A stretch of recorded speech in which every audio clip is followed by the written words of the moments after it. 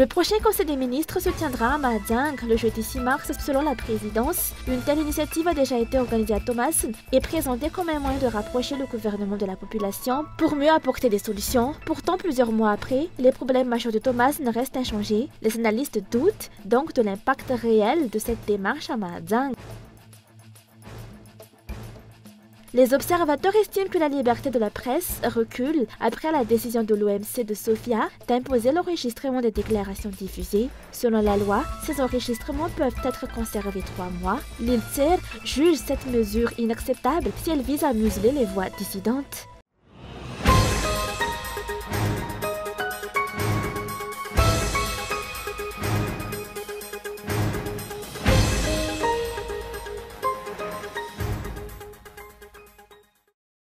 Le prochain Conseil des ministres se tiendra à Mahajang le jeudi 6 mars, selon la présidence de la République. Ce n'est pas une première fois, puisque le gouvernement avait déjà organisé une séance similaire à Thomasin. Les autorités justifient cette initiative par la volonté de se rapprocher de la population et de favoriser un développement ancré dans les réalités locales. Cependant, plusieurs mois après le Conseil des ministres à Thomasin, les problèmes majeurs de la ville, insécurité, coupure d'électricité et d'eau, inondations après les pluies, restent irrésolus. Selon des analystes politiques, dès lors, les attentes quant aux retombées concrètes du Conseil des ministres à Mahajang restent limitées.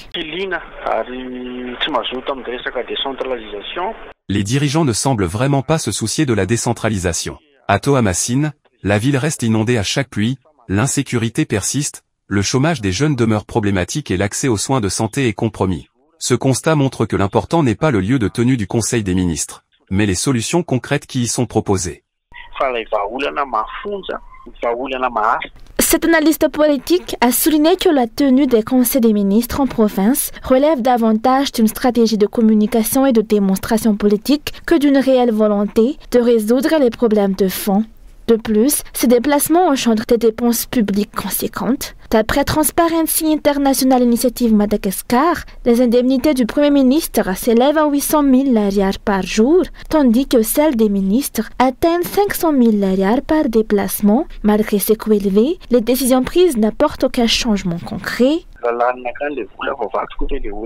Ces dépenses publiques ont-elles apporté de réelles solutions? Les problèmes semblent dépasser les mesures mises en place. Par ailleurs, la question se pose, les dirigeants se rendront-ils au Conseil des ministres par la route nationale ou prendront-ils l'avion? Le séjour des membres du gouvernement à Mahajang se prolongera jusqu'à la célébration de la Journée internationale de la femme, le 8 mars. Cette prolongation entraînera des dépenses publiques supplémentaires dont l'ampleur suscite des interrogations selon les explications.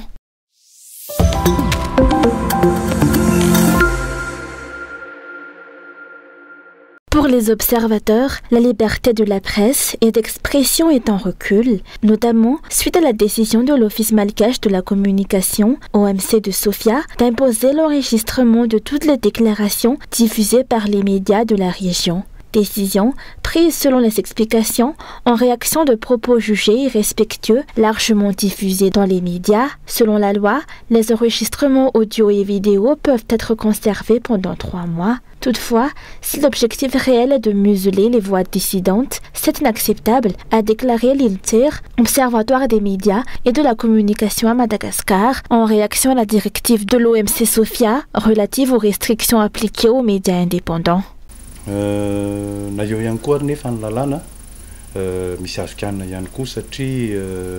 Il apparaît que l'application de la loi est parfois arbitraire. Par exemple, bien que la loi impose l'enregistrement dans un délai précis, certains médias ne sont pas contraints de s'y conformer tandis que d'autres le sont. On vante souvent l'importance d'une loi garantissant l'accès à l'information et protégeant les défenseurs, mais comment est-elle appliquée? Est-elle équitable?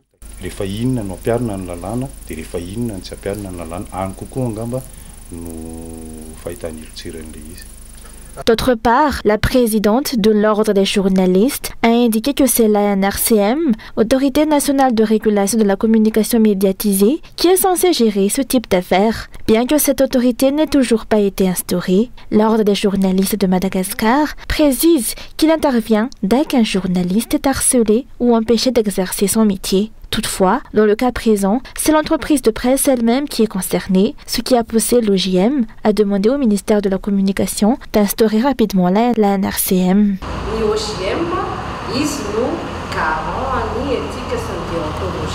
L'OJM est le garant de l'éthique et de la déontologie. En tant que membre de la commission de protection de la liberté d'expression du projet Manoa, il se montre farouche face aux atteintes aux droits d'expression, surtout dans le secteur de la presse. Nous incitons les journalistes à respecter la loi et à faire preuve de professionnalisme.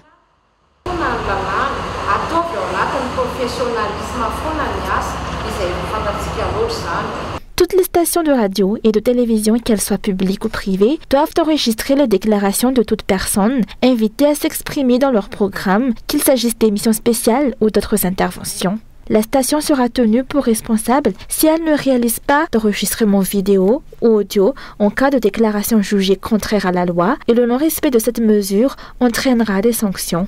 Bien qu'une loi prévoie ce dispositif, il est évident que les autorités s'en servent pour faire taire ceux qui osent dire la vérité.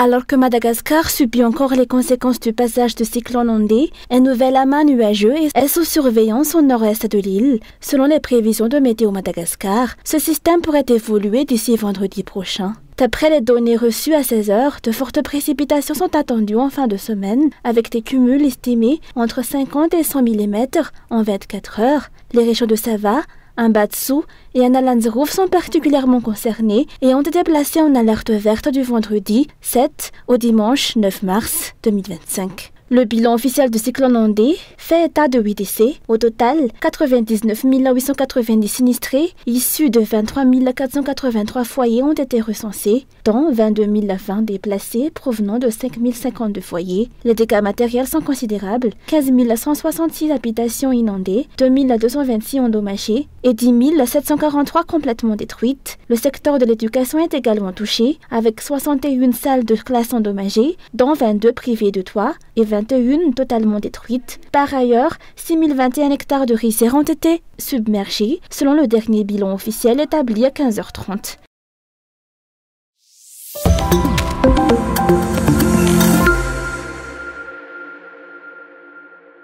La croissance du secteur des affaires à Madagascar est aujourd'hui menacée par les coupures de courant récurrentes, les difficultés d'accès au financement, la dégradation des routes et l'instabilité politique, selon la dernière note de conjoncture de la Banque mondiale. Ces problèmes, imputables à une mauvaise gestion des dirigeants, se traduisent par un approvisionnement insuffisant en électricité et en eau, malgré les milliards d'alliages d'aide alloués chaque année à la Jirama. Par ailleurs, l'absence d'une politique claire pour lutter contre le changement climatique, associée à un faible pouvoir d'achat et à l'attribution de marchés publics de manière népotique, complique l'accès des entreprises aux clients et aux marchés.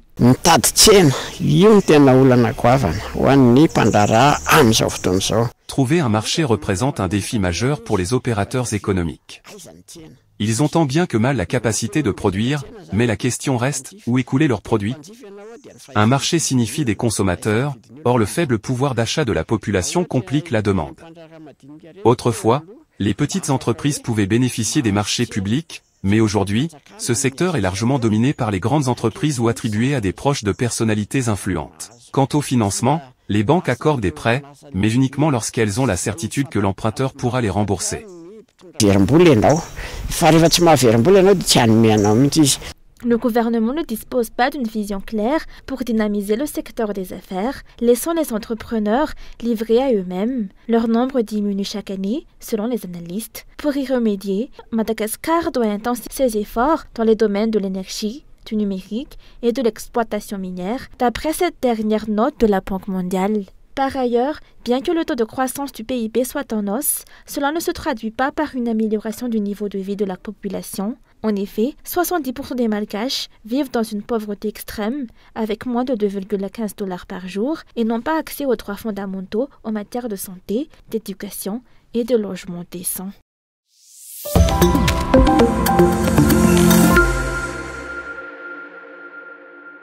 La BRED Madagascar, anciennement Société Générale, figure parmi les banques nominées par Global Finance pour sa 5e édition des Sustainable Finance Awards. Parmi les 12 prix attribués à la région Afrique, elle en a remporté 2, celui de l'engagement envers la communauté et celui du développement durable. Global Finance récompense les institutions financières qui contribuent à atténuer les effets du changement climatique et à bâtir un avenir durable, tout en valorisant des critères tels que le soutien aux communautés, la gestion des ressources, la transparence et l'approvisionnement durable des marchés émergents. L'évaluation s'est basée sur les actions menées entre janvier et décembre 2024. La remise officielle des prix se tiendra à Londres le 13 mai 2025. Fondée en 1987, Global Finance est une référence internationale dans le secteur financier depuis 38 ans.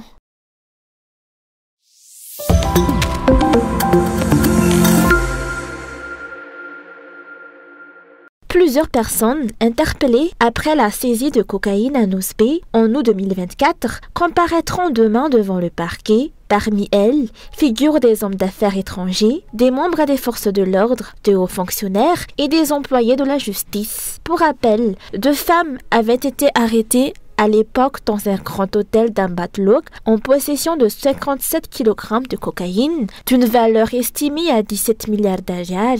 L'enquête a toutefois révélé que la quantité totale de drogue en circulation atteindrait environ 250 kg. Longtemps menée dans la discrétion, l'enquête a pris un tournant après la saisie en février dernier de 16 kg de cocaïne destinée à l'exportation vers Maurice. 9 personnes, dont 3 Mauriciens et 6 Malgaches, ont été arrêtées à cette occasion. Depuis, plusieurs tentatives de corruption ont été signalées. D'importantes sommes d'argent auraient été proposées aux forces de l'ordre pour récupérer la marchandise saisie et obtenir la libération des suspects. Un puissant homme d'affaires se serait même déplacé dans la capitale pour tenter de faire libérer son fils impliqué dans l'affaire. Des pressions et des abus de pouvoir pourraient être en jeu, certains cherchant à influencer l'issue de l'enquête. La course de certains au contrôle de la commune et du transport maritime soulève des interrogations. Est-ce un moyen d'exercer une influence et d'intimider pour protéger des intérêts illicites? Si des membres des forces de l'ordre sont impliqués dans des affaires de cocaïne comme celle-ci, la loi sera-t-elle appliquée sans protection ni dissimulation des véritables résultats de l'enquête?